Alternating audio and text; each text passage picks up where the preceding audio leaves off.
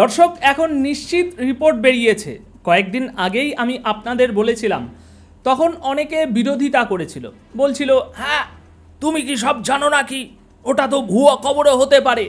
কিন্তু এখন তো প্রমাণ হাতে এসে গেছে। দর্শক, ইরান এখন রাশিয়ার কাছ থেকে S-400 ডিফেন্স সিস্টেম পেয়েছে, যেটা ভারতের কাছেও আছে। সেই একই S-400 এবার রাশিয়া ইরানকে দিয়েছে।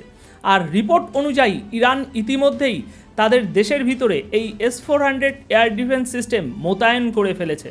সুতরাং এখন ব্যাপারটা একেবারে পরিষ্কার, ইরানের উপরে আক্রমণ হবেই। গতকাল আর পরশু ইরানি জেনারেলদের যেসব বক্তব্য এসেছে তাতেই স্পষ্ট বোঝা যাচ্ছে, IRGCর কমান্ডাররা খোলাখুলি বলছেন ইসরায়েল হামলা করবেই। আরেক জেনারেল তো সোজাসুজি বলে দিয়েছেন, সবচেয়ে ভালো প্রতিরক্ষা হচ্ছে আগে আমরাই ইসরায়েলের উপরে আঘাত আনি। মানে চাপ দুদিক থেকেই, দুপক্ষই যেন একেবারে ধাক্কাধাক্কির জন্য প্রস্তুত। আর মজার বিষয় হলো, ইরান না কাল পিছিয়েছে না আজ পিছু হটতে রাজি, বরং ইসরায়েলের তথাকথিত 12 দিনের যুদ্ধের রিপোর্টও এখন সামনে চলে এসেছে। দর্শক, রিপোর্ট বলছে মোটে 12 দিনের যুদ্ধে ইসরায়েলের কোমর ভেঙে গিয়েছিল। খোদ ইসরায়েলি মিডিয়াই এই তথ্য দিচ্ছে যে ওই 10-12 দিনের লড়াইয়ে ইসরায়েলের ব্যবসায়িক খাতেই প্রায় 6% ক্ষতি হয়েছে। বেসরকারি কোম্পানিগুলোতে 4.1% লোকসান গুনেছে। বিনিয়োগের ক্ষতি তো আরও ভয়াবহ, পুরো 12%। আর সব মিলিয়ে ইসরায়েলের জিডিপিতেই 3.5% ধাক্কা লেগেছে। মানে 12 দিনের ছোট্ট এক যুদ্ধে ইরানের ধাক্কায় ইসরায়েলের গোটা অর্থনীতি কেঁপে উঠেছিল। অথচ অনেকে এখনও বলে বেড়াচ্ছে ইসরায়েল নাকি জিতেছে। যাক, এবার পরবর্তী খবরের দিকে যাই, চলুন। দর্শক, ইসরায়েলের জাতীয় দৈনিক ইসরায়েল হায়োম বড় বড় হরপে শিরোনাম ছেপেছে, 12 দিনের যুদ্ধে ইরানের মিসাইল ইসরায়েলের ভিতরে ব্যাপক ধ্বংসযজ্ঞ চালিয়েছে। মানে এক কথায় তারা স্বীকার করে নিয়েছে ইরানের মিসাইল ইসরায়েলের মিসাইলের চেয়ে ঢের শক্তিশালী। এই খবরই স্পষ্ট লিখছে আমাদের দেশের অবকাঠামো ইরানের হামলার সামনে দুর্বল হয়ে পড়েছে, আর আমাদের মিসাইলগুলো ইরানের মিসাইলের তুলনায় অনেক পিছিয়ে। ইরানের হাতে যে ধরনের মিসাইল আছে সেগুলো অনেক বেশি ভয়ঙ্কর আর শক্তিশালী। না, আমরা বলছি না, তারাই বলছে। সুতরাং এবার বুঝতে পারছেন তো, যা এখনও বলে যাচ্ছেন যে ওই 12 দিনের যুদ্ধে ইসরায়েলেরই জয় হয়েছে, উত্তরটা কী হবে?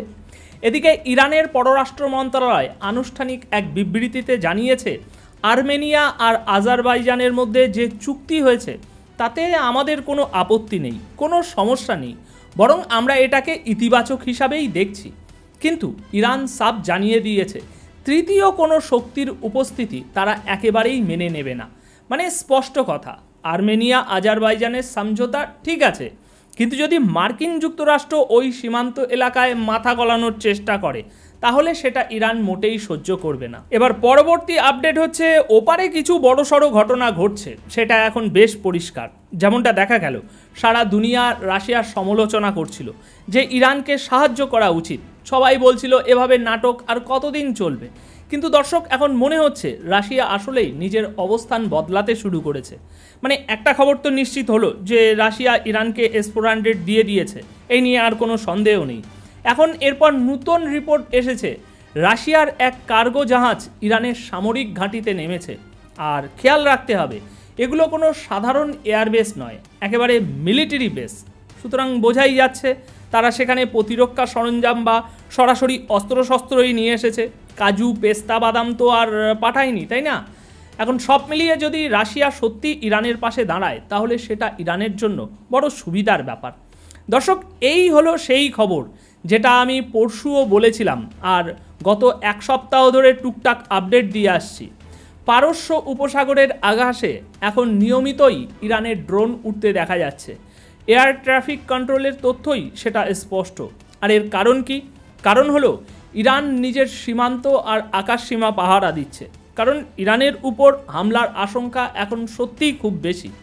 এদিকে ইরানের পররাষ্ট্রমন্ত্রী সাংবাদিকদের জানিয়েছেন যে আর্মেনিয়া আশ্বাস দিয়েছে তাদের মাটি কখনোই ইরানের বিরুদ্ধে ব্যবহার করতে দেয়া হবে না।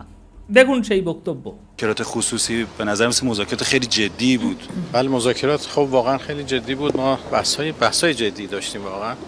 هم در خصوص همکاری‌های دو کشور در حوزه‌های اقتصادی که خیلی گسترده است، هم بحث تجارت، هم سرمایه‌گذاری هست، هم اجرای پروژه‌های فنی مهندسی هست، هم همکاری‌های فرهنگی که به خاطر القاهای فرهنگی بین دو کشور خیلی দর্শক, অনেক দিন ধরে সত্যিটা আড়াল করার পর অবশেষে ইসরায়েলের নিজস্ব মিডিয়ায় ইরানের আঘাতের ছবি দেখাতে বাধ্য হয়েছে।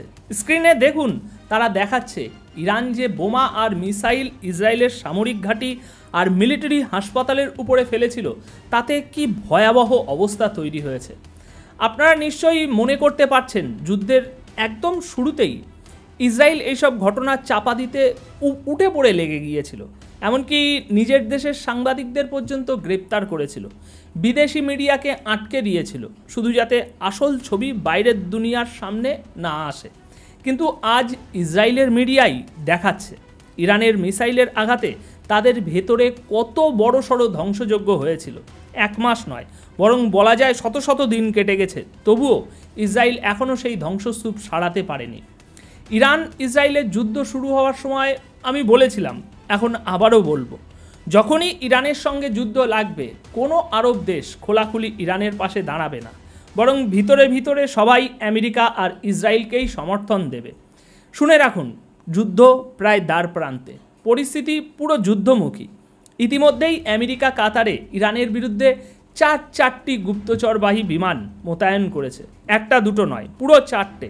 এখন সেই বিমানগুলো তো আর ট্রাম্পের বাড়ির শোভা বাড়ানোর জন্য তো আর ওখানে মোতায়েন করা হয়নি, তাই না? ওগুলো স্পষ্টতই ইরানের উপরে গোয়েন্দাগিরির জন্য। তাহলে বুঝতেই পারছেন, ইরানের উপরে হামলার সম্ভাবনা যত বাড়ছে, আরব দেশগুলো ততই নিজেদের জমি আমেরিকার হাতে তুলে দিচ্ছে, যেন বলছে আমাদের জমি চাই, জমি চাই, নিন, যা খুশি করুন। তাই এখন বুঝতে পারছেন তো কেন এমন ভয়ঙ্কর পরিস্থিতির মাঝেও আমেরিকা, সৌদি আরব, কাতার, ইউএই এইসব আরব দেশগুলোকে অস্ত্র দেয়, বলে নাও ভাই, $50 মিলিয়ন অস্ত্র নাও। আরব দেশগুলোও একের পর এক ডিফেন্স সিস্টেম কিনে নিচ্ছে। সৌদি আরব, কাতার, বাহরাইন, ওমান সবাই আমেরিকার কাছ থেকে নিচ্ছে। কিন্তু প্রশ্ন হলো, তারা নিচ্ছে কেন আর আমেরিকা দিচ্ছে কেন? দর্শক, এর পিছনে আছে একটাই শর্ত, আমাদের কাছ থেকে যে অস্ত্র কিনছো তা ব্যবহার করতে হবে আমাদের নির্দেশেই। যখন ইরান ইসরায়েলের উপরে হামলা করবে, তখন তোমরা তোমাদের মাটি থেকে সেই অস্ত্র ব্যবহার করবে ইসরায়েলকে সাহায্য করার জন্য। মানে ইরানের ভয়েই আজ আরব দেশগুলোকে অস্ত্র ঠেলে দিচ্ছে আমেরিকা, আর এটাকে বলে ইরানের আসল শক্তি। ওদিকে ইরানের ভাইস প্রেসিডেন্টও অবশেষে ঘোষণা করে দিয়েছেন, ইরান আর ইসরায়েলের যুদ্ধ যে কোনো মুহূর্তে শুরু হয়ে যেতে পারে আবার। এদিকে ইরানের শেয়ার বাজার পুরোপুরি লাল হয়ে গেছে, কারণ হামলার আশঙ্কা দিনকে দিন বাড়ছে। এমনকি ইরানের সরকারি কর্মকর্তারাও এখন খোলাখুলি বলছেন যে কোনো সময়ে আবার আঘাত আসতে পারে। এদিকে দর্শক, ইরান ইতিমধ্যেই নিজের ভিতরে নানা সংকটে জর্জরিত। প্রচণ্ড গরম, দেশের বহু জায়গায় তাপমাত্রা এখন 50 ডিগ্রির ওপরে উঠেছে। তাই উইকেন্ডে ব্যাংক আর সরকারি দপ্তরগুলো বন্ধ রাখতে হচ্ছে বেশি করে। তার উপরে আবার ভয়াবহ জলের সংকট, সব মিলিয়ে একদিকে যুদ্ধের চাপ, অন্যদিকে ভিতরের দুর্বিষহ পরিস্থিতি। সব মিলিয়ে এখন ইরানের অবস্থা সত্যিই কঠিন। ওদিকে ইরানের এক কর্মকর্তা পর্যন্ত হুঁশিয়ারি দিয়ে বলেছেন, আর মাত্র কয়েক সপ্তাহের মধ্যেই খরা নামবে তেহরানে, যে গোটা শহরটাই জলশূন্য হয়ে যাবে। মানে এখন ইরানের জলের সংকট এমন জায়গায় গিয়ে ঠেকেছে যে সেটা আলাদা এক মহা দুর্যোগ হয়ে দাঁড়িয়েছে। খরার কারণে পরিস্থিতি এমন ভয়াবহ যে মানুষজন এখন জলের দাবিতে রাস্তায় নেমে বিক্ষোভ করছে। দেখুন সেই দৃশ্য।